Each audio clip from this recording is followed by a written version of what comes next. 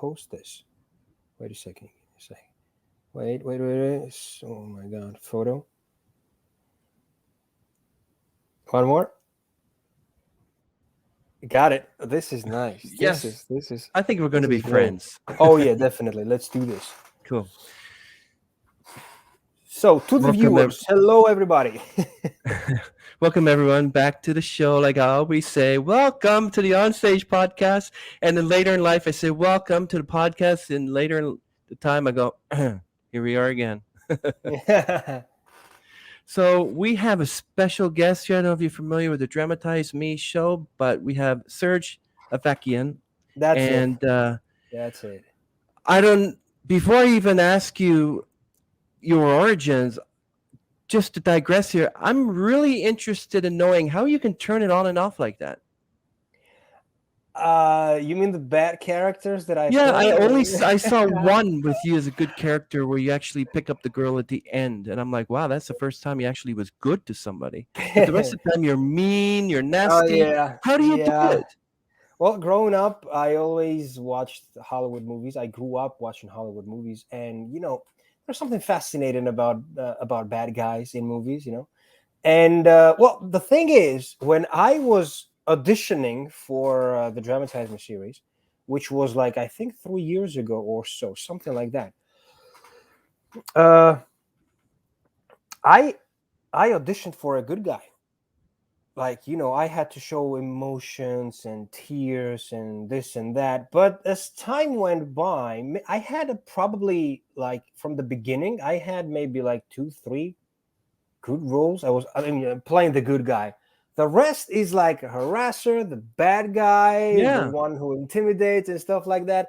I just like doing that because being the bad guy and playing the villain shows a lot of emotions. There is a lot going on, and I like being mean in a good way. I like being mean because I don't know, it gives you the power that you want, that you are looking for, I guess. Being a good guy is also great. I love being the good guy, especially we're filming an episode where I was like, uh, a scumbag. I like be as bad as you can, and I'm like, hold my beer. So I was just doing stuff on top of my head, everything that would come to my mind, and like make it more and more disgusting. Because I remember there was once an episode also we were playing with an Indian guy. God, I forgot his name. It's been a long time, and we played not so many times. So the director was like, "You're a mean guy. You are cheap." In my So head. yeah, and I was supposed to, get out of the cab and give him the money. So I give him the money, and I'm like, "You've heard a lot, so this will keep you quiet. So be a good boy, right?" So like I touch him on the head like this. Be a good boy, and then I look at my head, and then I just wipe my hand on him, and I think that was the most disgusting action a guy could do to a person. And in this last episode, I ended up being a good guy. So to my fans who will be watching this, I think that would be like many reply a breath of fresh air. Me being the good guy, finally. So yeah. Yeah, I know. And but just being the evil cop husband to Oh Olga's wow. character, Oh, that was a cool. and the way you That was treated Istan, who was a homeless cool. guy, and then it's Yeah, like, yeah. wow, you guys get along great, but that was a really good episode. Yeah, we really liked it because when you have chemistry with the actors, something that I've noticed in DramatizeME series, you can just finish like on the go. It's just it goes like goes with the flow. So it was very nice. I was very happy working with him. I've been working with Olga a lot of times. I've worked with Olga a lot of times on DramatizeME, and I think that was our first time. My first time personally working with Istan. That was my first time with him in that specific episode. And it was we kind of like both. We all loved it. And there was a scene with handcuffs when she cuffs me on that Hmm. that chest or whatever that was. I was supposed to, to be caught, but I moved too quickly, and the handle snapped, and that's a cut. That's the blooper. That's the gag reel. But we had a lot of fun filming it. That's amazing, my friend. How much interaction do you have with Gary, though? Is Gary on the set all the time? Who's Gary? Gary's the one that Oh, usually at each episode, "Hi, oh, I'm Gary, okay, part okay. runner of Well, not Dramatize." really, not really much. We don't see him much. Well, I see him when I go to the office. That's it. Well, I go to the studio, and then that's when we sometimes interact, and we speak about the episodes and stuff like that, and how was it, how was that, and it's just mostly on the studio when at the studio when they call me. Do all of you actually who are in that particular episode, do you sit at a table and do a table read, or do you ignore those table reads? I personally ignore them because the scripts for me are, especially those scripts for me, are too easy to understand and to comprehend. The syntaxes and the word order and the situation, and it's not that difficult for me to remember, because many of the episodes repeat themselves, and basically, well, I don't even remember if we ever had. No, I think we never had a table read. We mostly work on the text on set, and beforehand, when we were filming other stuff apart from DramatizeME that were very, very difficult in the script wise, we would have a table read. Yeah, that's true. But that was a different project by the guys also who make DramatizeME. But I don't remember having any table reads on beforehand. Beforehand. But when we were on set, we just get prepared for the roles and get prepared for the text, and we read on the set. So we are ready. We understand this, the script, the character, and then we just start filming. Do they explain to you when you get a script who you are, how you're supposed to act, or do you just take that character and carry it on your own? The second one. They tell me who I am and how my character. What do I do? Well, it's been 3 years, and trust me, the scripts and the notion and the characters do not really change. So it's the same thing over and over again. So basically, you take something from previous characters, then add your own, take from other characters you've played, and blah blah blah, and you just make it.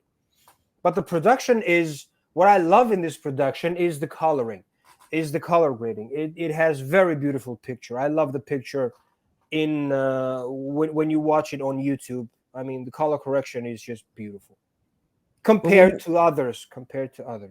When one of the characters appears on a YouTube thumbnail, yeah. Do they ask you, okay, who wants to be on the front, or do they say, okay, no, you're on there now? Nobody asks anybody. Oh. The thumbnails are like, they are especially designed so that they are eye-catching. I don't know the term on the no, I know it, but I forgot the term. Clickbait, I think that's what they call it. Clickbait, yes. Yeah. And this is why sometimes I feel that those thumbnails, I've said it before, I'm not here to hide anything, they look retarded to me. So this is why I've been asking not to be engaged in those thumbnails, because I wouldn't really like my face being on YouTube with an expression like that, just for the sake of the clicks.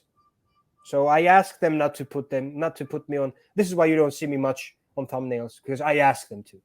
I have seen you on some though. Is this before you said this? Yeah. Because I've had enough. Because I don't like that. I don't like being shown the way I'm shown on YouTube, because I have other plans for me. I'm dreaming big and I'm working big, and yeah, this is something that frankly speaking, that's more of a pocket money for me, doing what I do in DramatizeME. I don't think that there is anything else that anybody can take out of it. That's my personal opinion. How long does it take you to rip the script apart so you know it backwards and forwards? Well, I guess when in the beginning I would read the script, and then after some time I would understand that it was repeated and again and again and again, so I wouldn't waste my time. So basically now I learned that there are some scenes that I don't really like filming. If it were for a bigger production, I wouldn't mind filming them. There are some scenes that I do not like being engaged in, and now I read the script thoroughly so that I don't mess up. And when there is something that I don't agree with, I tell them either to find a different actor, which is simple. They can recast you like in a blink of an eye. It's not a big a deal. And yeah, and that's it. I just don't make the episode. That's it. I don't know if you're familiar with the whole Dhar Mann thing, but Dhar Mann is another sort of. I know. Of course, I do. I know him. The But whole issue is that, compared to Dhar Mann, DramatizeME has the best picture. Compared to that, he has the best picture. No, and story wise and filming wise. I mean, the DOPs are just doing a great job. I work with them and I see how they work. Compared to him, DramatizeME is far better. Far better. you know why I don't want to say anything, because I know I've had several different actors from Dhar Mann on my platform, but I will say this. But I will say this, that there was an issue where Dhar Mann fired a lot of the actors and actresses because they're talking about paying enough and they're striking and some. Yeah, that's why I've seen that too. I've seen that too on Instagram. I think I follow a couple of them. You guys are actually really good, and I really appreciate your acting. And I'm just amazed that I said, I got to reach out to this guy, and then suddenly, boom! Yes, I want to be on there. I said, really? Is this really you? Why not? Why not? I would love to. I would love to. Serj, could you give us an idea of what it was like to grow up as a child and why you chose to become an actor? Well, I am Armenian. I was born in Georgia, Tbilisi, in the Caucasus. And after Tbilisi, my parents moved to Greece. I grew up in Greece. And then from Greece, we came to Ukraine. And throughout my life, I grew up watching Hollywood movies. I grew up watching Jim Carrey movies. Jim Carrey is my mentor. Jim Carrey is my teacher. Mm-hmm. I know Ace Ventura backwards. I know my favorite movie by Jim Carrey is my top Jim Carrey movie is The Cable Guy. Mine was Liar Liar. That was a good one. Oh yeah, Liar Liar was good. It was good, yeah. But Cable Guy, it was I couldn't, I just can't. I just love that movie so much. My number one favorite movie is Cable Guy, and then goes the Ace Ventura movie. That's for sure. I mean, he's a freaking legend. And I've always dreamt of being the guy who gives joy to the others, making them laugh, making them feel pleasant, feel better. And acting and comedy was something that I've always had in my heart. Well, in my family, I think I'm the only one who has this fascination with movies and filming and acting.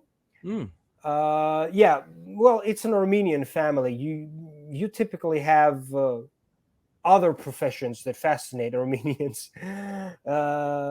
Acting could be also one of them, but not that much, And also, I am.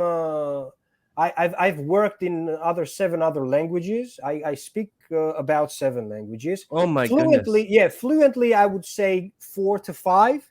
Wow. The rest of the languages that I'm supposed to work in, let's say German and Italian, I'm gonna need a script so that I am getting ready and I'm ready to deliver in an Italian accent, right? And you get the phonetics right and everything? Yeah. I've worked with Italian people for 3 years after graduating from university. I was an interpreter at a drilling rig, Italian drilling rig in Ukraine. So yeah, straight out of the university, they took me and we worked with them. And I was like, why would I waste any time? So I would just walk with them, along them, next to them, behind them, just to listen to and to hear what they were saying. So I was just taking notes. And due to the fact that I'm fluent in Greek, I could understand what they were saying, and I would just, clear the notes that I was making. So I was writing gibberish, and then I just, sat down when I had free time, and I would just break down what I had written down in my notes, compared it to the English and the Greek language, and there you go. Is Greek easy to learn? Well, it's not really close to any other language apart from Italian, maybe, and Spanish. So if you know Greek, you will learn Italian very quickly, Spanish as well. But it's not really it's not that hard. But it's not, if you're an English speaking person and you go to Greece, you have to spend some time to learn the language, because the words are completely different. Yeah, I mean, I've seen And Greek writing. the letters are different, completely different. Mm-hmm. Yeah, I agree with that. So, in life, what was it like growing up in? What was that? You weren't born in Armenia. You were born in Ukraine, In or Georgia. In Georgia. I was 8 years old when I left Georgia to Greece. So I grew up in Greece. It's a totally different country, totally different world, and I met new friends. I studied there. I worked there since I was 14. I remember that. I've done many jobs. And acting was always my passion. So I'm happy that I made it so far. so if you weren't acting today? What would you have been doing? Honestly, I don't know. I've worked as an English teacher as well for plenty of years. But if I weren't acting, well, it's something that I was thinking about since my childhood. I wasn't thinking about, anything else. How would I see myself in the construction business, maybe? Oh, I wasn't thinking about that. I was always fascinated by stunts, fast cars, acting, and that's all. That's all I was fascinated with all my life. And but as time flew by, and especially now with the evolution of technology, I do understand that if you keep your hobby, you acting as a hobby, that is also good. So there is a profession that you need to be, you need to have. I was I was also fascinated with the fact of being maybe a principal of a school, or a teacher at the university. I always loved teaching. I always loved interacting and communicating with people. That's amazing. Yeah. So you didn't mention music in there, wanting to take up an instrument or singing. Yeah, not my cup of tea. I love to dance. I'm very fascinated in dancing, and growing up, there is the only one person, the only one king that will come to mind, both great at dancing and singing. That would be Michael Jackson. I listen to his songs up until now, even though I'm 38. I listen to his songs up until now, so I don't care whatever they say. This music is forever, and the lyrics, the music itself, the instruments, it was just amazing. But I've never had the chance to play an instrument. Maybe I didn't have the zest for it, I should say, I guess. I don't know. Maybe that. Well, do you think, being as young as you are, do you think you'd be willing to pick up an instrument and learn it, or do you think that's way past your time now? That would be either the piano or a violin. Oh, I love the violin. Either piano or the violin. I think that would be perfect for me. That would be the best instruments for me. So since you don't want to play any other instrument but the violin, is it violin music that you'd be listening to more often? Yes, I love classic music. I love that too. It's soothing. It's relaxing. I just love that too. In Greece, I had a whole collection of classic music. Name me Beethoven, Rembrandt. Name all the classics. I had that. Since I was a kid. Yeah, I was fascinated by that music too. Mozart, Prokofiev, Yeah, Chopin. there we go. Yeah, all of them. There was a favorite. collection of, I think, Yeah. 12 discs, something like that. Wow. I had that collection. Is there a genre that you hate? I'm sorry, what? Is there a genre of music that you hate? Today's rap music, today's pop music. I don't listen to it at all. I cannot fathom myself listening to that type of music, and then after that, in my playlist, having, I don't know, Michael Jackson, having DMX, having Tupac, having Notorious B.I.G., and having all those people all those artists that I used to listen to. You know, I don't even how to say, I don't even spend time browsing or educating myself who is the biggest artist right now, because from what I see on Instagram, yeah, that's not something I would like to listen to. I mean, bring me some Metallica, bring me some Iron Maiden, bring me some okay, Iron Maiden, Metallica, bring me some Bee Gees. You know, Bee Gees fan. I love music, because what I see right now, music is made for TikTok. That's it. That's it. One single hit and we're gone. No, I am the guy who I'm the kind of guy who wants to listen to music, the one that artists spend time creating, coming up, and you know, like Queen, just you know, that's what music is to me. But today's music, no, I don't listen to anything that comes out nowadays. Okay, so who's your current artist right now then? In the music industry, you mean? Yeah. Currently. Yeah. Who I'm listening to currently. You got me off guard here.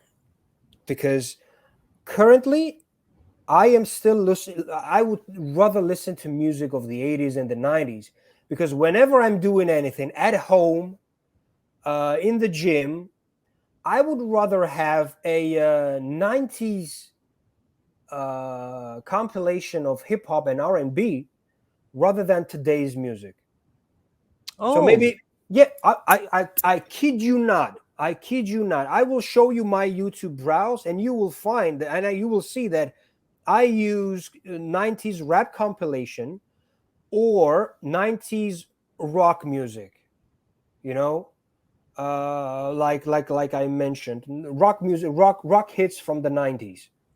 Hold the line. Bang, bang, yeah, bang, Toto, bang. my favorite. There you go. I would rather listen to that AC/DC. I would rather listen to that all day than anything current. But if you have in mind anybody who's current artist, just name me, and I will tell you if I listen to them or not. Wait a minute, you kind of sound hypocritical there, because you said you hated rap, but you'll listen to hip hop. It's the same thing, isn't it? I listen to what? You said you didn't like rap, but you'll listen to hip hop. Aren't they the same thing though? No, I don't listen to today's rap and to Oh, I today's see. hip hop. Okay. No, not. I mean, the current guys that do Okay. hip hop and rap. Anything that is like 3 or 5 years ago, I cannot listen to that. Okay, so when you talk about the 80s or 90s, I'm thinking about maybe Usher. You Yeah. think? Yes, of course. Ludacris, Usher, and Okay. you just named them. All those people who were Blondie? like Ron DMC, yeah, LL Cool J, those guys. Wow. This is what I'm listening to. That's Even cool. today, even now, because that's music. That's what I grew up with, and that I consider that music. You know. Yeah, I totally agree with you. listening. Yeah, I started listening a couple and was like, you know, first of all, this auto tune, dude. During concerts, you what? You know what I love in Greek music. Oh, also Greek music. I love Greek music, and what I love in Greek music, every word has so much meaning, and gets you back to some cool, amazing memories that you just love listening to it again and again and again and again. The same thing in the rap music of the 90s and 80s, NWA. They rap about life. They rap about what they've been through. And you listen to that and you just feel the rhythm and you feel the lyrics, right? That's Dr. Dre, Eminem. I mean, I grew up listening to Eminem. It's just, I would trade Eminem to any artist. I wouldn't trade Eminem for any artist that is out now. What's his name? That the 69 guy, machine gun. Oh, Machine Gun Kelly? Yeah, whatever. Yeah, Machine Gun Kelly. I cannot listen. I cannot listen to that type of music. I cannot. And also, I like country music. I'm not a big. It's not that I'm a big fan of music, country music. I just love the rhythm, the calmness in their songs and in their voice. I want to say that I know particularly many country performers, country music performers, but I love the American country music very much. I know the banjo instrument. That's very, very pleasing to the ear for me. That's a personal opinion. Well, I try not to tell too many people that I like Tim McGraw. That song "Live Like You Were Dying" is my favorite song. Now you're I, talking about today's rapper. Well, there is a guy named Tom McDonald. He's got like tattoos all over his oh, thing. wait a minute, Tom McDonald. Okay, Yeah, yes, that guy. I listen to that guy yeah, same thing. because he speaks what I support. Mm-hmm. He speaks about what I support, and his lyrics are just beautiful, very powerful, very beautiful. I Have you love that guy. have you Yes, heard that song "End of the World" where he actually does a duet with John Rich, who's a country singer? What do you think of that I, mix? I I might have missed that. I might have missed that. I know there is a new one called the American Flag. I want That's to a good check that one out too. too. It's a good one too. Yeah, but him, yes, I totally support his art. Now, is there certain duet people, like, sorry, I don't want to say duet people. Is there a certain amount of artists that you think don't belong together? Like, for instance, to tell you the truth, everyone likes, well, you're talking about the older actors in the past. Everyone likes the Bing Crosby and the David Bowie version of Little Little Drummer Boy, which I don't like, but everyone loves that one. That came Hmm. out in the 70s, I believe. Okay. But also, there's a new duet, which I like Britney Spears, I like Elton John, but they got together and did a duet called "Hold Me Closer." Oh, I What might was going through their mind? I might have missed it, but now I'm listening to it, you know. But there was a duet though with Elton John and Eminem. I didn't know that they were friends, but that's a very interesting duet. I don't know regarding Britney Spears and Elton John. Yeah, I don't see that duet really happening. But Eminem and Elton John, that was a duet. That was a powerful duet. That was something for the viewers. That was something that the people knew that they paid for something that they would appreciate and would be happy to go and to watch. That's something you know that money well spent, like they say, you know. I actually was wanting to get your opinion on this. Now, I asked several musicians it, but I think I'm going to get a lot of feedback, a lot of bad feedback. To why are you asking the same question? Okay, so here's the question. There was an issue. A Uh-huh. girl on TikTok, she did a video where she said, "I just spent $9,159 on a Taylor Swift ticket." Go. What do you think of that? $9,000 on a Taylor Swift ticket? Well, Yeah. okay.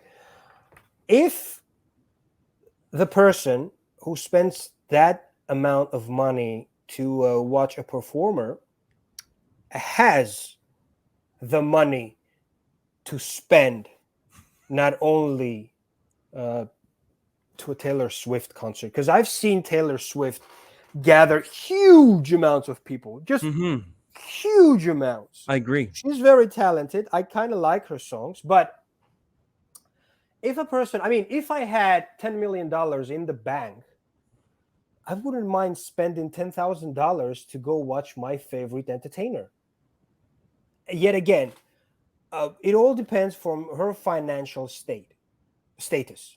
All right, and I do know, due to the fact that TikTok is a platform for absolutely talentless people to show themselves and to make money out of their talentlessness. Mm-hmm. Who knows? Maybe that was some kind of a donation, and she spent that money to go and watch a Taylor Swift concert, or maybe she didn't, and that was something that caught the eyes of the viewers that were watching this video, and she got the viewers that she wanted to see. But because I don't know, I'm not on TikTok. I was on TikTok, but I deleted my account because I couldn't stand myself being on TikTok. Wow. Uh, I cannot be in that platform. I can I don't understand why would anybody be on that platform, because I know Joey B Tunes, if you know that guy. I follow him, and he's like he's always not he's not making fun of people on TikTok. He's just absolutely amazed in a bad way how low can people go on TikTok for Mm-hmm. views. I can't stand that. And I haven't seen that TikTok video of her paying the money and being on the actual. Did she go on the actual concert? Not really sure. There's so much on TikTok. I only put my promotional videos to promote my episodes on my podcast and on Instagram. Mm-hmm. So, but I used to put all my singing videos, but I could never like. They have filters where allows you to make I know, yourself look like you're 90 and all this stuff. I try it out. I'm like, I don't like any of them. I don't post I anything. I know, just want to keep it video I know. promos, and I still get my followers. I still get my comments. You know. There we go, there we go. But I just don't find myself being there. Maybe I will be able to download it and, make videos. But I prefer being on the YouTube Shorts and on Instagram. Because those platforms are different a little bit. They seem to be more for the sane people. You know Yeah, what I mean? I've So yeah, actually seen. basically, yeah, yes, Yeah, yes. I've Go actually ahead. seen all your work on Instagram, especially that when you're doing the Michael Jackson moonwalk. That was a good one. Oh, How long did it take you to learn that one? that was actually on a DramatizeME set. Yeah. They were filming somebody else, and I was just doing my thing. So it was just during filming. I was just doing whatever. I do whatever I want. Hmm. Uh-huh. So, well, in the understanding of not crossing the line. So if I wanted to do a moonwalk, I would just ask somebody to film me, and there we go. So yeah, but I'm mostly in the motion capture movies. Yeah, I I noticed that do I do a lot your of motion. games and I do a lot of animated movies. Yeah, yeah, I noticed that 3D feature film, The Life of Our Lord, and one called Make the Forest Bong. Wait a I'm not. minute. What did you? How did you know the It's from your last one? CV. It's from your CV. A picture of you with a beard, and you're looking like you want to kill somebody. Oh, That's what I mean. You oh want my! that picture out there? That was a funny one. That was a funny one. And on that information on motion capture, the life of our Lord. Actually, I filmed that in Korea, in Seoul. They flew me to Korea. Hmm.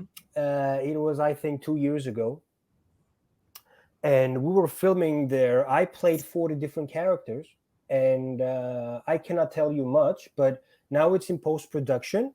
But those characters that I played are voiced by uh, Oscar winning actors. So Really? my name is on the same how do you call that, same list of Oscar winning actors. You're joking. Wow. No, I Congratulations. kid you not. Thank you very much, and I'm very proud. That's my crown jewel. That's my crown jewel project. I imagine. So as soon as there is a premiere in LA, I'm definitely coming here for the premiere because I am the actor who played those characters, like Andy Serkis. Andy Played, Serkis. That's the yeah, he ancient played the self. Golem, right? That's Yeah. actually what I was doing in Korea making that movie. So basically, I'm very happy for that production, and I Wow. cannot wait until it comes out. There are also several projects that I worked on as a lead actor and assistant director and acting coach for an Oscar nominee, actually. So Nice. we're filming that too. It's also in post production, not post production. It's in production. So yeah, pretty much cool stuff are coming out soon. I hope this year. I hope it's gonna come out this year. But that thing in Korea was my crown jewel. I'm very proud of it, and I'm very happy of it. It was the best 3 months I've spent on filming. Okay, so with those 3 months, were you able to go and visit?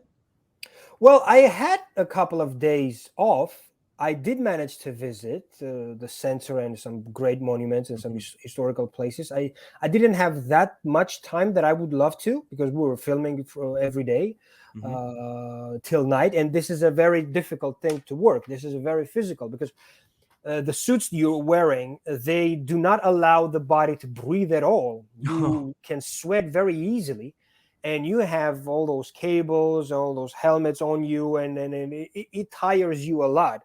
So the next thing you want to do as soon as you finish is that you take off that suit, go take a shower, and go to bed, because next day you got to repeat that. And yeah, you can see several videos on Instagram. You'll see what I've been going through. And the toughest part is that you sweat a lot. You can sweat a lot, especially when you do stunts and run and very active movements. That's something unbearable sometimes because it's tight up here, it's tight on the waist, on the legs, and the body doesn't breathe at all. Yeah, I can imagine the actor that played Godzilla. He had to put on that Godzilla suit, and the Yeah, Cybermen with Star Trek, and sorry, did I just say Cybermen from Star Trek? Sorry, everyone, I'm a big Star Trek, Doctor Who fan. So Cybermen from Doctor Who, the okay. the the Well, whoever basically, yeah, that the must Godzilla, generate a lot of heat. the Hulk also they also use like foam like exoskeletons to look big.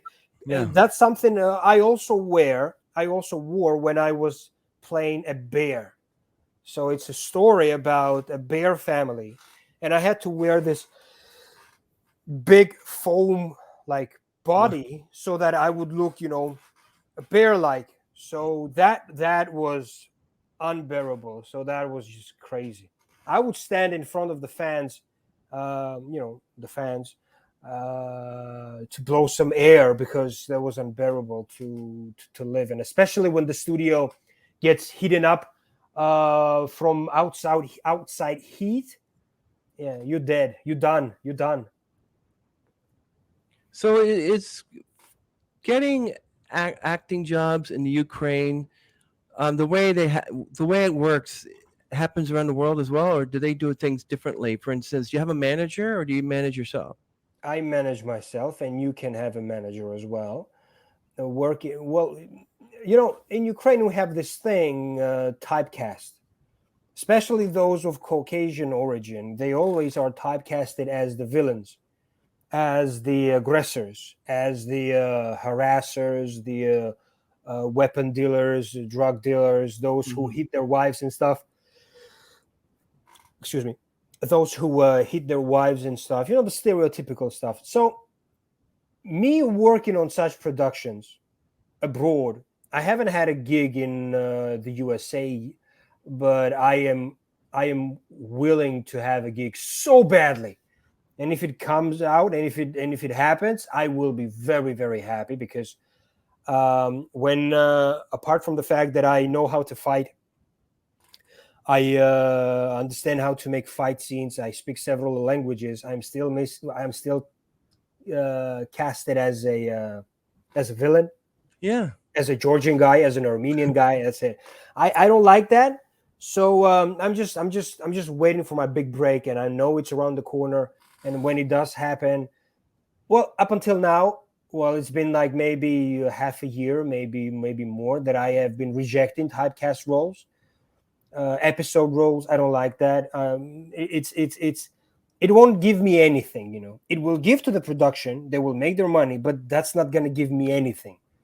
You know. But aren't you obligated to take everything that's presented to you just in case? Well, I am. Yes, I am. But when you read the script and understand that the money is for peanuts, they pay you. They pay you. Was that right? Pay work for peanuts. Yeah, you work for peanuts. Yeah, that's just not me. I'd rather do something else than spend my time for less than $100 to be on a movie set for 8 to 10 hours. That gives me nothing. I extract nothing from that. And do not expect any residuals. Never. Oh, that's different. No. Oh, no So residuals. basically, yeah. Well, that's It's just basically. simple series for the Ukrainian TVs. And I don't know what type of series are here, low rated series in the US, but all the series, all the excuse me, but all the series and all the sitcoms here are on a different level. Everybody copies American sitcoms. Everybody. So I cannot provide you a low budget American series that I could compare to in back in Ukraine or in Armenia or in Georgia or in Italy, because they make series for the local viewer.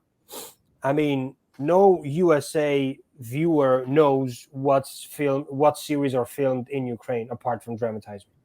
But many of them think that it's in the US, but we're filming in Ukraine. But now, because of the war, everybody knows that. Well, Istan only he was actually from Winnipeg here in Canada, and then in 2007 he moved to the Ukraine, and he loved it so much he stayed. And I think he said there's more acting opportunities in Ukraine than there are here, but he's really good. He's the only English actor, the only one I know from Canada who's up there, and his work is great, and your work is great.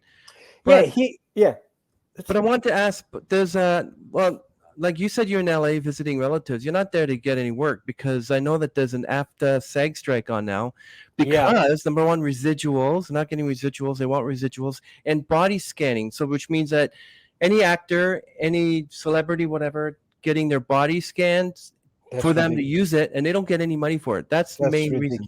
That's ridiculous. It's absolutely ridiculous. And why would you scan an actor? Just create an AI actor. Why wouldn't you create an AI actor? Because I personally, and my friends and anybody I know, wouldn't like to go to the movies to watch a made up AI superhero. Why? I want to see real emotions. I want to see actors do their job. That's not even acting. But Istan, yes. First of all, he has an interesting accent in Ukrainian, which is very eye-catchy and very, very interesting for the viewer. My Ukrainian is not that good, and this is why I don't get Ukrainian roles, because my Ukrainian is not of a movie level. And even they ask me that you are perfect for the role. I know they say that because they want to make money out of me. But the fact that I don't know Ukrainian as well as I'm supposed to for the movies, I don't want to make a fool of myself. And this is why I sometimes reject those roles. I take mostly voiceover and translation gigs. I've been translating scripts for movies and series in English, so I can keep myself busy. For the motion capture, I see a picture of you wearing that thing with the over your head. And oh yeah, how long does it take for them to put that on you? Well, to put that whole thing on me, on the costume, not costume, the suit, the sensors, and the helmet, takes about an hour. Because you're talking about the little dots too that they use? It takes about an hour and then they calibrate all that, so it takes up to an hour and a half, maybe 2 hours until they fix all that system. But that particular helmet was very heavy. And the point is that animated movies are completely different from regular movies. You have to literally enunciate all your moves, because there is a saying, something that I learned, that when you make animated movies, you need to make the those who are I don't want to call them deaf. I know visually impaired. And then with hearing aid, those who can't hear must understand what you are saying through your movements. So basically, deaf people must understand what you're saying through movements. And that's very challenging, because when you have a script, you have to go through that. And I go through the script when I have a motion capture gig. I go through the script word by word, because you need to understand what's being said. And you need to understand how to show the viewer what is being said, to show it, not to say it only, but to show it also. Whether it's facial expressions or body movement or body expression. So that's a completely different thing, working in the motion capture, than being an actor. I mean, being an actor in feature films, in regular movies. Was there ever a time when you took a part and you thought, oh, I think I made a mistake, I don't really want this, and walked off the set? Walking off the set, it never had happened to me. But the fact that the previous point, when, oh my God, why did I even take this part, wasn't DramatizeME very often. Because that's not really my type of stuff. It's just like I mentioned, for me, that's pocket money. That's it. You just get the money and you just do the gig and you're gone. For me, I don't extract anything other than a show reel where I can, cut some pieces and just use it. That's it. So you mentioned that you had some stories to tell. What are those stories? You have any to share with us? Sure, definitely. What type of stories? What stories?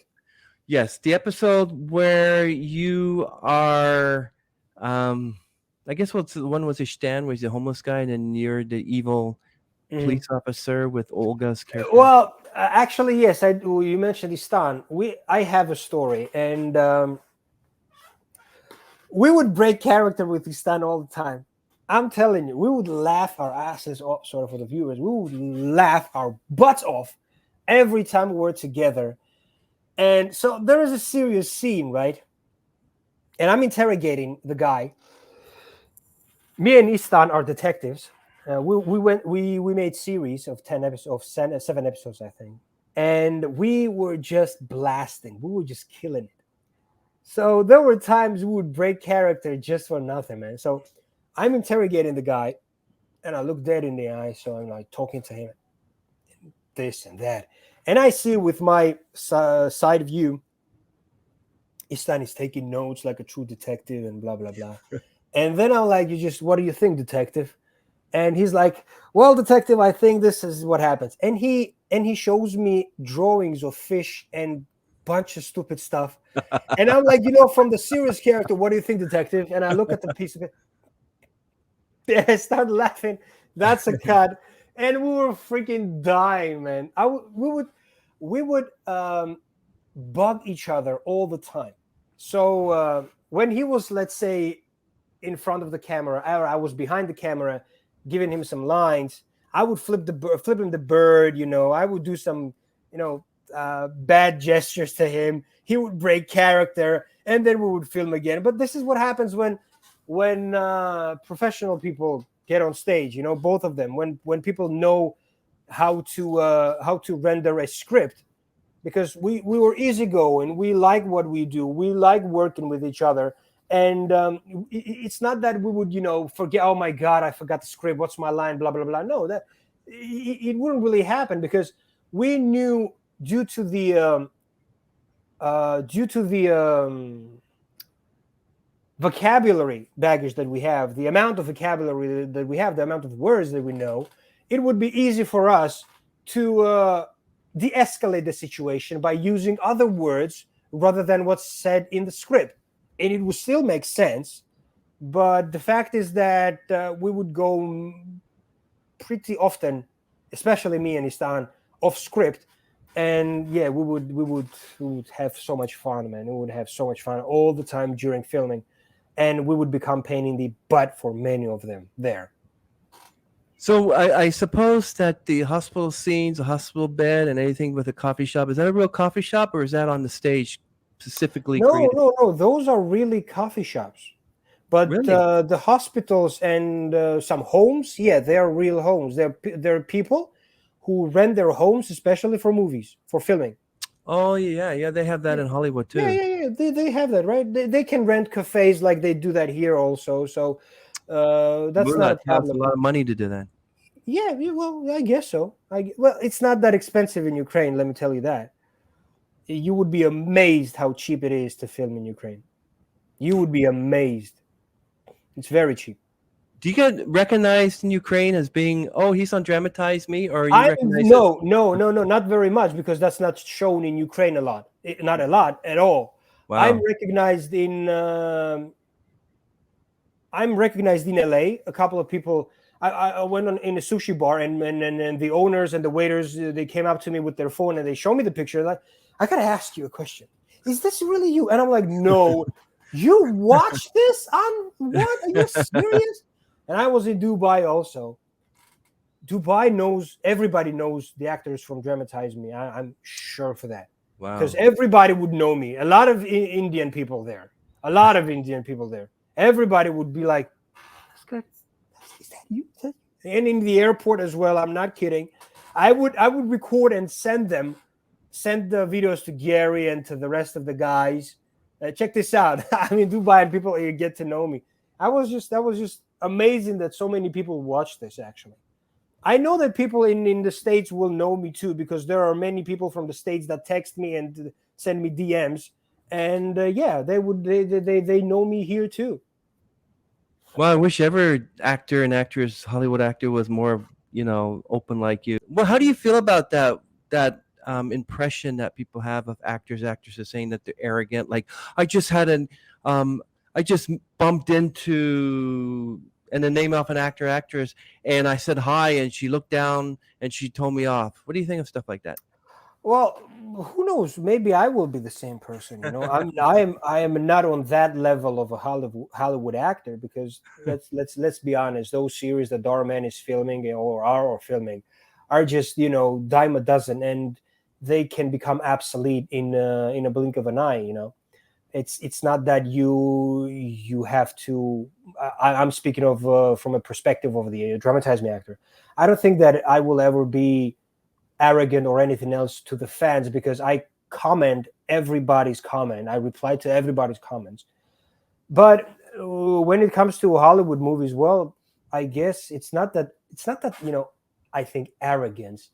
It's also sometimes maybe due to the fact that some people can go through stuff, in their life, regardless the fact that they're superstars.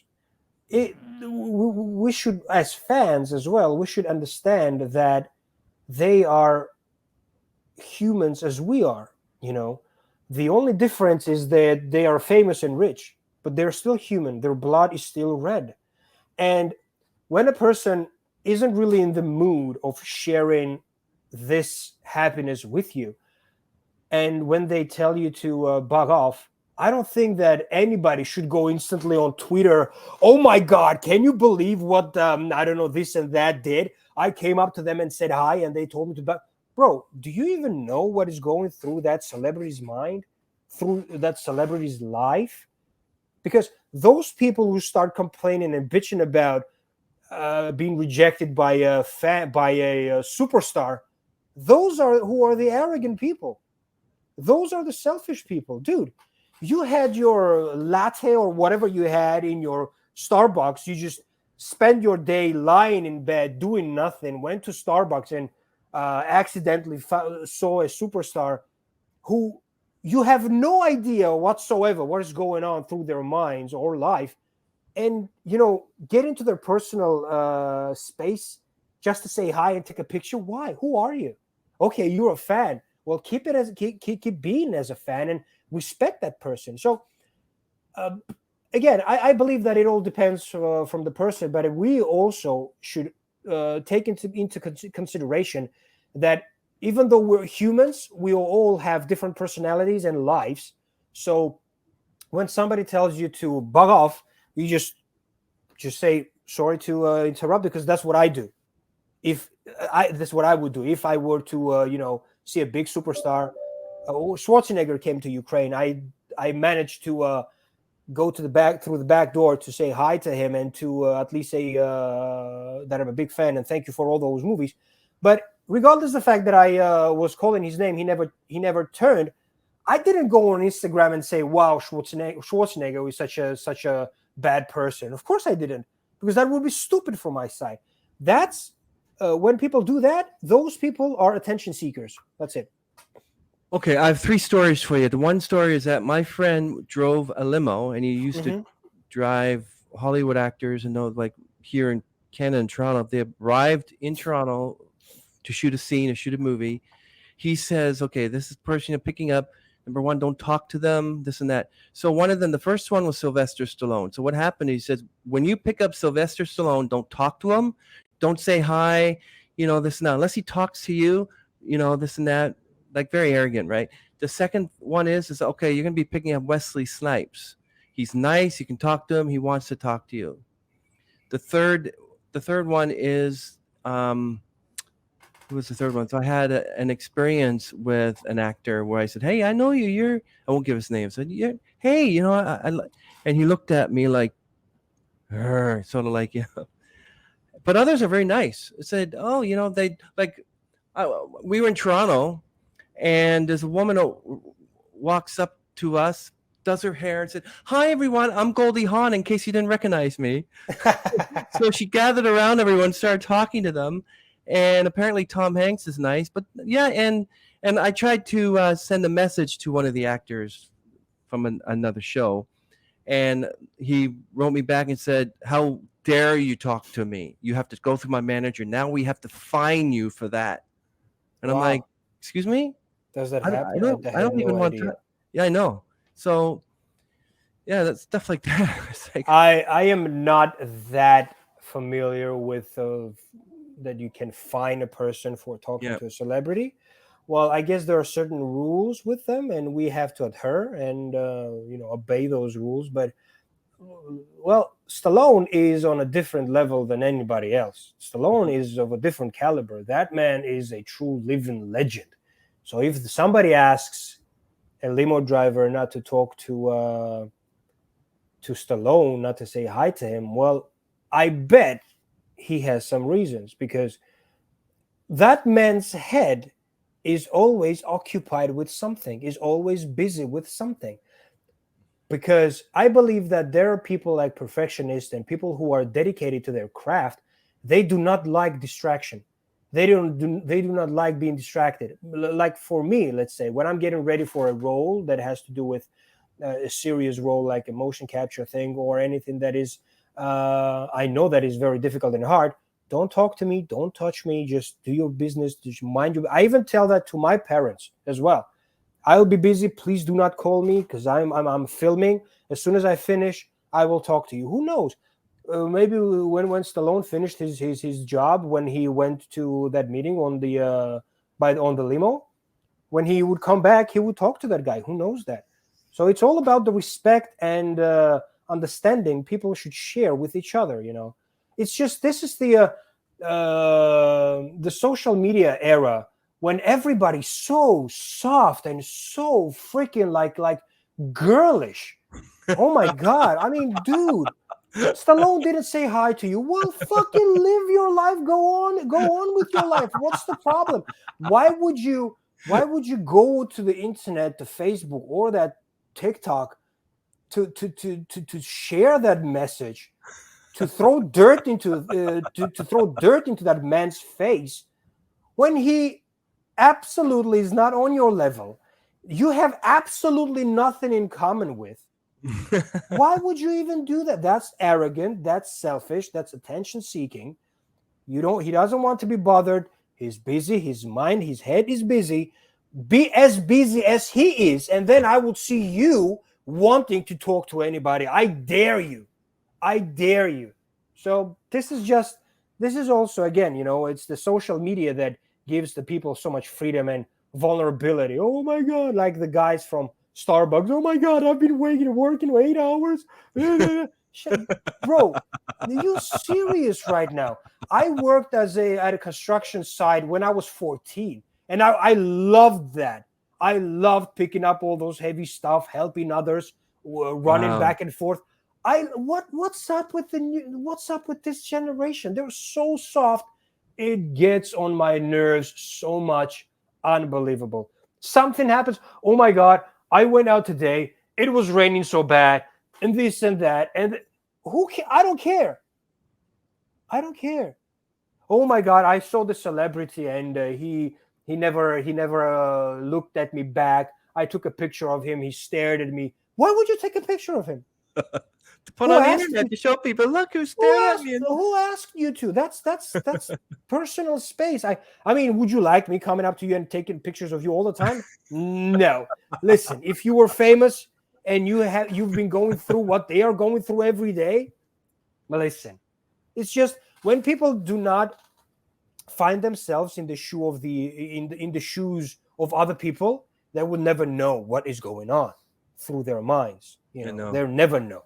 When you live your calm life, going to your job, coming back, or not even having a job, just living with your mom, who's taking care of your big grown up ass, you won't you will not last a day in the real world. That's the problem with today's youth. You won't last a day. Send anybody of today's youth in Ukraine. They won't last a minute. I'm telling you. This is what social media is changing. This is what social media is doing to the youths nowadays. Do you realize that TikTok in China is completely different with TikTok in the United States and worldwide? I heard that. Yeah, You know that, right? yeah. It's like There you go. There you go. There yeah. you go. I heard that as a teaching math and teaching how to teach them to grow up. But yeah, good stuff. Yeah, good There stuff. you go. There isn't the upbringing that we had in the 80s and 90s is disappeared nowadays. That's what kind of not pisses me off, but makes me worried for the rest of the humanity. Because if people grow up to be as they are right now, the youth, not willing to get married, not willing to have any children, what's going to happen later on? What's going to happen later on? Who's going to live here? Who's going to continue here? You know, it's just so many things have changed. The respect, the dignity, they're all lost. All lost. Especially the girls, the women, the females, especially. They are ready to show what is sacred on the internet in order to make money and get likes from total pervs and strangers, rather than covering up the dignity and sharing it with one person, which was supposed to be done from the beginning, that we were being brought up in the generations that have passed. And that's very sad. That saddens me very much. So I suppose you were a good kid growing up. So you helped people. You made sure your Oh neighbor's yeah, grass was definitely, cut. definitely. I Yeah. would always do that. I wouldn't give money to the homeless people. I would just buy products to the homeless people. And we didn't have cameras, so that I would do like, just show them, look, I'm giving money. Look, give me the likes. We didn't have that. We didn't have that retardation back in the day. We would just do what we did, and that was enough. That me and that person knew that we did a good deed. That's it. That's it. Now everything you do, you have to show to the rest of the world. Do you are you talking about you're on your niece's laptop? I don't know how old she is, but party members, your family, they see an episode of Dramatize Me where you're this cruel sexual pervert or you're doing whatever. What is it they say to you? Just say, is this something you're not telling me? Or, Okay. Yeah, I will let you finish the sentence. I'm sorry. well, the second one will be the next question. So I'll Uh-huh. ask you part two after this. I do not allow them to watch those series. Wow. I do not. I respectfully do not, But you because, can't prevent them. well, yeah, I cannot, because sometimes they would send me some pictures that they were watching the series. I was like, why are you watching this? That was fun. That was fun though. But not, well, frankly speaking, not many relatives watch these series. Not many of them watch them, because I guess the algorithm doesn't go through their laptops and phones. And thank God. Well, yeah, I asked Stan the same question I'll ask you. So about method acting, what makes, like, let's say what makes you not prevent yourself from taking that really mean sexual pervert, one who wants to just bash you in the head for saying hi, taking it home with you? If it were HBO, if it were Netflix, Amazon Prime, the Disney Plus, the Disney monsters in the movie business and series business, trust me, you wouldn't want to have an interaction with me if you saw me work with such big monsters in the movie business. That's all it is. Wow. This is why I've been rejecting many of the episodes that I was supposedly to be cast in. That's not where I want to show my acting skills. It's just, we all know that. Everybody knows that, but I have the balls to say that openly. You go there, film the gig, get your money, and buy. That's it. There is in my opinion, well, in everybody's opinion, even not from the actor's opinion, there is no need to kill yourself for the sake of these series. That's it. That's not the level of HBOs and Netflix and stuff that I'm saying. Even though I love working with some of the people over there. Yeah. But it pays the bills. Yeah. No, I'm not complaining. I'm not complaining about that. It pays the bills. Not very often, but it does sometimes. Is it difficult for you, the people to approach you because may say, well, I saw his character in DramatizeME, and he likes to push women around and likes to have sex with other women, and so we shouldn't approach him. Oh my God. I get that question so many times, especially in the comment section. Are you like that in real life? I'm like, come on, seriously? Dude, check out my Instagram account. Do I look like a guy who pushes women around? It's the script. This is why I actually text. It's the script. It's my character. I'm absolutely the opposite of what you see in the series. Absolutely the opposite. I just like doing that. And before we make any scene like that, you know, I talk to the actress. I talk to her, and if she's comfortable doing that, we do that. If she's not comfortable, we're not doing that. So it's okay. I know it's like I'm sort of an actor myself. Like I've shot some movies, but just basically home movies, and I like to get into, like I like doing the podcast. I want to monetize it sometime. I love having people like you. This is amazing. You really made my day. Thank you so much. Treat me like I've known you forever. I love it. I wish everyone's like that. We can do that again. We can do this again. As soon as something big comes out, I will send you the link and we can talk about it next time. Excellent. Yes, I love that. But I noticed, and your LinkedIn too has a photo of you. You always have this mean kind of rock starish, like this is my next single, mean guy. You know, but that's good. That's good. I like it. Hey, I like that. I like it. I would love to play a bad guy being killed by a Hollywood star. I would love that. You know, I don't mind at all playing the bad guy. That's the best thing to do in the movies. You know. That's the best. Always.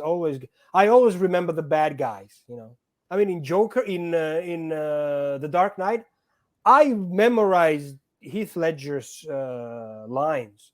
He was phenomenal. I even have monologues and acting monologues as in my portfolio from Joker. So, and Joaquin Phoenix as well. I mean, those guys were just brilliant. I cannot wait until Napoleon comes out with Phoenix. Who's your favorite Joker? Was it Joaquin Phoenix? No, don't do this to me. Don't do this to me. Please don't do this to me. I have my answer. Come on. Ever since I saw Joker, Joaquin Phoenix is my favorite Joker. I didn't like that. He's so good. Yeah. I would watch that movie over and over again. But from the perspective of being a disgusting villain, a psychopath, Ledger was the god. So I guess Cesar Romero was more like a babyish Joker. Well, you know, I've seen not many. I didn't see that movie with Cesar Romero, but I've seen Cesar Romero's the TV series in the 60s. I know. I remember some shots that I watched. Yeah, some shots that I watched, but maybe not my time and not from my era, and maybe not. It just didn't really strike me, you know. Didn't really strike me. Jack Nicholson was something else. Yes. But when it comes to Joker, Phoenix, and Ledger, you got to give it to him. You got to give it to him. You cannot be as dedicated as he was and not to succeed, because, I mean, Ledger gave his life literally to that thing. Phoenix lost so much weight that you do know, right, that the distortion, or how you call that, in the back, when you see him from the back, you can see his shoulder is a bit, deformed. That's because he lost so much weight that his body couldn't take it. Just for the part? Just for the part. But they're saying now that the Joker has to be a skinny guy. Yeah, he has to be skinny, but he's Phoenix's body didn't take it as well as, for example, Christian Bale's body. And when you see him from behind, when he's tying his shoes or whatever he's doing with his shoes, you can clearly see that the shoulder is a bit off as normal, right? And that's because he lost so much weight, so the body kind of deformed as well. That's crazy. Yeah, you just mentioned Christian Bale there. I'm not really a big fan of Christian Bale because he did this like they had all these celebrity rants, and he did one with about the sister or some photography or like guy that Yeah. and he like I don't like celebrity. I don't like celebrities or those in the acting field or entertainers that do that. Like they have this problem. It's like if somebody's gonna walk past you, deal with it because they work there too. I've had several producers, executive producers, directors on my podcast, not just actors and actresses. I've had those that write music for piano players. Like I love all entertainers, but to go on a rant like that, I don't know. So now you were saying like, who's your favorite Joker? So who would be your favorite bad guy? Who's yours? The favorite bad guy? The bad guy, yeah. Would that be like besides? Oh, the villain. The villain besides the Joker. Who would you think? Okay. My favorite villain would be Wesley Snipes in Demolition Man. Ooh, really? You like that movie? Of course. For me, in Stallone's career, the number one movie, he was absolute savage, absolute perfection. Nobody else would be best for that role, would be Judge Dredd. He was absolutely phenomenal in that movie. I couldn't stop watching him talk, watching him walk, watching him do whatever he was doing. As Judge Dredd, Sylvester Stallone was the best thing that ever happened to my mind in the movie history. That's it. But yeah, Phoenix was Wesley Snipes in that movie.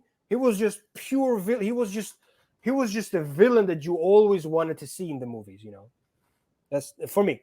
I loved him being the villain. In Terminator 2, you mean Robert Patrick? No, Arnold Schwarzenegger. Well, Robert Patrick was good, but Arnold Schwarzenegger in the first one. Oh, okay. And Robert Patrick Robert Patrick in the second one was good. Yeah, in the first one, yeah. Well, that's supposed to be a machine. But well, here we are talking about a machine. Yeah. That's why I didn't choose Schwarzenegger. But regardless, I love every Schwarzenegger movie. He's just unbelievable. He's amazing. He's a superstar. He can deliver perfectly. Any movie you watch, he's just the man. Especially the End of Days. He was brilliant in End of Days. So, who would you like to be mentored under? You can name any Hollywood actor to mentor under. So it just changes you as a person, as an actor. It makes you a better actor. Who would it be? That would be Jim Carrey. Jim Carrey. Jim Carrey and Hugh Jackman. Jim Carrey and Hugh Jackman. Okay, I can understand Hugh Jackman, but Jim Carrey's a comedian, so... Yeah, from the perspective of a comedian, I guess. And an actor. I mean, 23. Have you watched 23? He was brilliant. Have you seen The Truman Show? He was brilliant in I saw The Truman Show, yeah. He was brilliant. In Cable Guy, he is absolutely phenomenal. In Cable Guy. Stevie, time to leave. Yo, I mean, I just love that movie so much. Actually, the best movie was The Yes Man. Have you seen that one? That was good. Yeah, that was a fun movie too. I like that. He has to say yes to everything. Yes, I like that movie. I like that movie. You want to learn piano? Yes, why not? You want to play the guitar? Yeah, why not? Yeah, I like that movie too. But I still hold on The Cable Guy being my number one favorite movie from Jim Carrey. And let me show you something why I like Hugh Jackman, where I mentioned Hugh Jackman to be my mentor is because, and this is no filters and this is no AI, this is no Photoshop, this is actually me. That's you? Yeah. And I have the beard like him. I used to walk around the streets with a Wolverine beard. And you're saying that's not AI, that's actually me. This is before AI was a thing. Wow. This was taken in 2019. This was before AI. Let me guess. Actually, yes, I will send you the photo. This is that your dating photo? The what? Was that your getting on a dating site? Was that the photo Yeah, you am used? I that transparent? And then they meet you and they're like, you don't look like your picture. That's exactly That's what you got. You don't look like your that's picture. not you. What are you talking about? I mean, check this out. Yeah. Yeah. Well, I don't use dating apps because I think they're total trash. So I don't use them at all. Me neither. Not Yeah. anymore. Anyway, no Tell me way. about it. Tell me about it. Yeah, Wolverine was my superhero. I loved Wolverine because he's so badass, man. He's so badass. I would love to meet Hugh Jackman as well. I have a lot of interesting stuff coming out from the movie perspective. I will definitely share everything with you, and we can also spend some time. And I will definitely describe you how it went down, how it was filmed. I will give you some backstage action, and I believe you will love it, Yeah, and why not? your So viewers also. I don't really want to spend too much time on this because I know that people kind of get out. I'm not into politicalness, but I want to know what is going on in Ukraine right now, like with Zelensky, who's a comedian, by the way. Yeah, Like, can you just give me a little bit, like maybe 3, 4 minutes, 5 minutes? That's about it. I don't want the whole thing going yeah, ranting about, yeah. um, where were you when it first happened? In Ukraine, in Kiev, and we all saw it before firsthand with the shellings and people dying. And I then joined some people, some friends that we would help with humanitarian aid. I would organize all that so that I knew that everything was being delivered correctly, and also I would also go to villages that were destroyed completely. I don't know what they're showing on the media, but the fact that there are children and people dying every day, that's a fact. Yeah. Because where I live, shellings every day. There was a week that we had shellings every day. The infrastructure is being destroyed. People are losing their lives. Just simple civilians, that had nothing to do with the war. They were just living their life. People would go out to buy bread and they would return home and they would see that half of the building is gone with their parents and children and wives and siblings Yeah. gone, perished, just in a blink of an eye. I would visit places that they are completely totaled. We would bring food and water, and I would walk around with journalists who would come from abroad to interview those who have survived, what they were going through. So the people that are helping right now, either with money or with clothes and food and stuff, I want them to know that everything that they have been sending and they have been donating was done for a good reason. It's not that, oh, somebody's making money. I know people that die. I knew people that died. They lost their lives and families, and we visited those people and we would interview those people. So all that is going on down there is just madness, mayhem. You never know when you will die.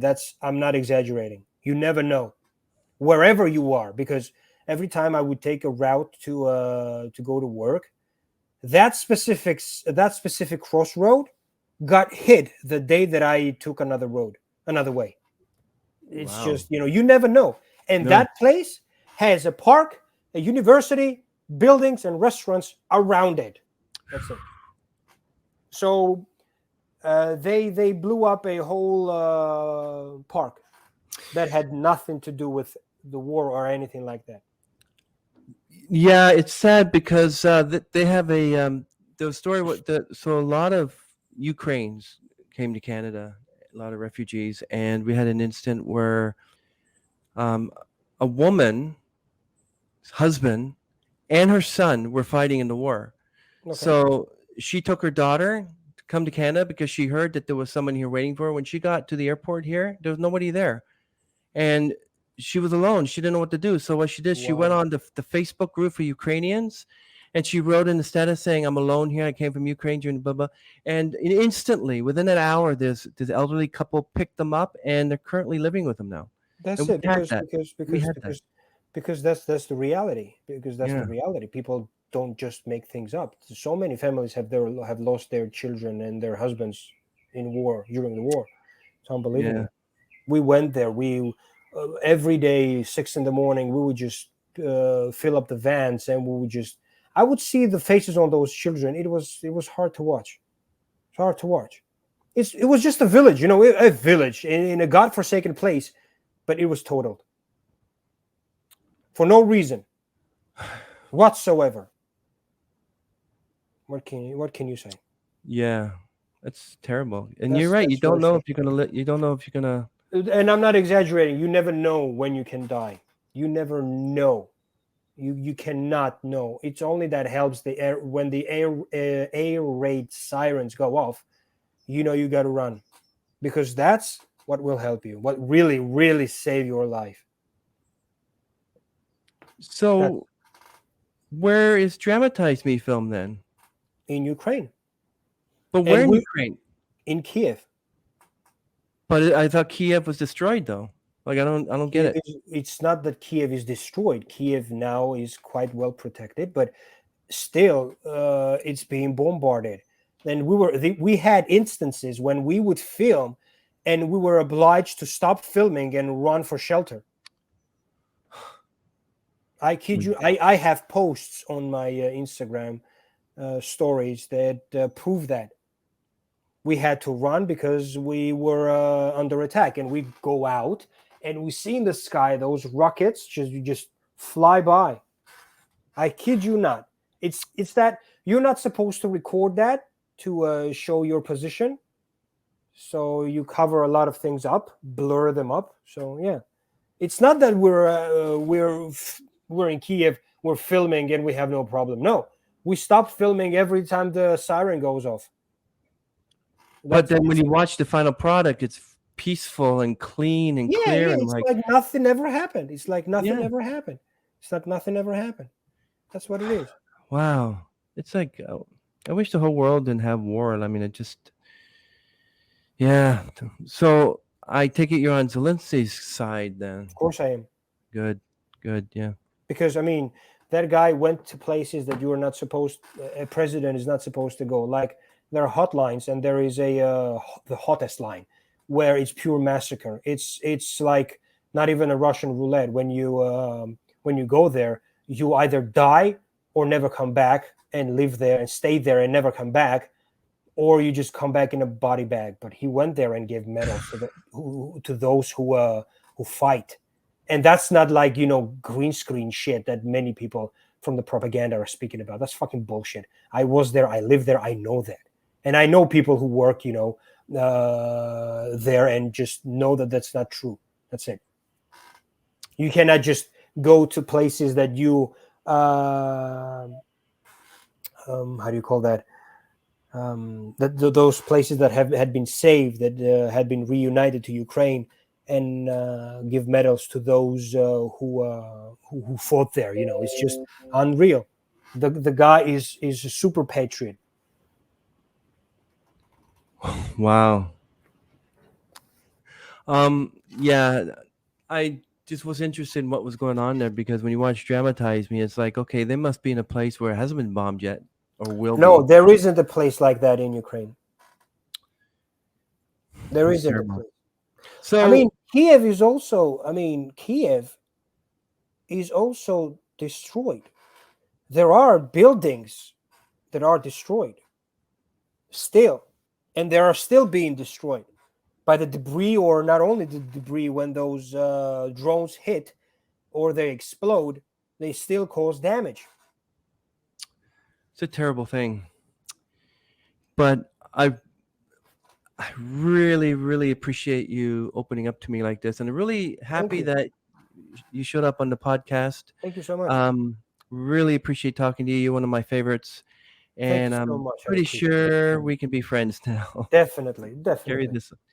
Um, so everyone, Serj Avakian from DramatizeME, and he's also an actor elsewhere, not just on one YouTube series. You see him Yeah, everywhere. yeah, yeah. And thank you for your time. And before we go and before we end the stream, can you give us a little bit of advice to up and coming actors? If it's your dream becoming an actor, just hold on to it. Do your best. Read as much as you can. There is a saying by Michael Jackson. He once said, "Study the great and become greater." Never believe. What I found out is that when somebody tells you, "Man, this cannot be done," I found it out myself when I came to first time when I came to USA as a visitor again to my relatives. is that when I met people, they were like amazed by my talent and what I can do off screen and during those motion capture filmings, and the expressions that I could deliver. They were just all amazed, and they would tell me that I would go big in the US. I was like, who, me? Yeah, sure. With that talent you have, you should definitely try applying for a job. I was like, okay, yeah, I might consider it, because I was always afraid that I would never make it in the USA. So never listen to those who tell you that something cannot be done. It's only you who is the judge of that, nobody else. So just believe in yourself, know that you can do it, and you will definitely make it. Excellent. We love that. No Thank truer you. words have ever been said. Everyone, Ukrainian actor Serj Avakian, wonderful actor, and very open, very honest. We love it. Thank you very much. So we're Thank you going to much. end this Thank you very stream. much. Thank you very much. Bye, Stay right there everybody. for 1 minute. I want to talk to you. Sure. Talk to you for 1 minute. Okay, everyone, we are ending the stream. Thanks for watching. Goodbye, guys. See ya.